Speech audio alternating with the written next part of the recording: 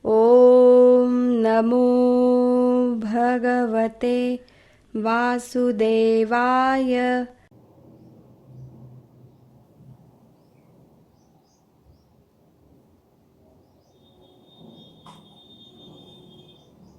नाम जप की अवधि पूर्ण हुई है। आशा है आप सभी ने नाम जप की अनुभूति अवश्य ली होगी। ये अनुभव आप फेसबुक और यूट्यूब कमेंट में अवश्य डालिए। हम उसका विश्लेषण आगे के सत्संगों में लेंगे। कदाचित नाम जप के समय किसी को कुछ कठिनाइयों का सामना करना पड़ा होगा। ऐसी अड़चनें भी आप कमेंट में अवश्य डालिए। आपकी शंकाओं का समाधान हम आगे के सत्संगों में लेंगे। प्रतिदिन जो ऑनलाइन कार्यक्रम रहते हैं उसके विषय में हम अब जान लेते हैं। सुबह 10:30 बजे से 11:15 बजे तक नाम जप सत्संग ये कार्यक्रम रहता है।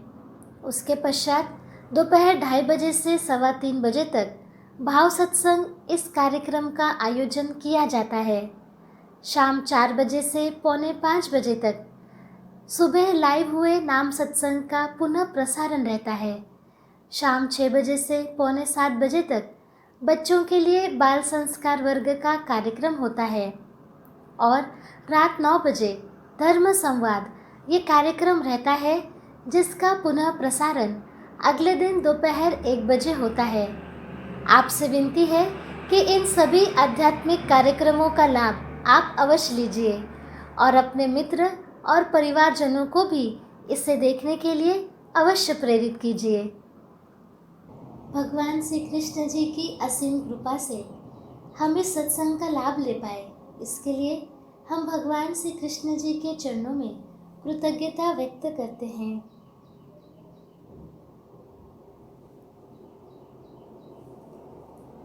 आज का ये नाम जप सत्संग यही संपन्न हुआ, ऐसे में घोषित करती हूँ। नमस्कार।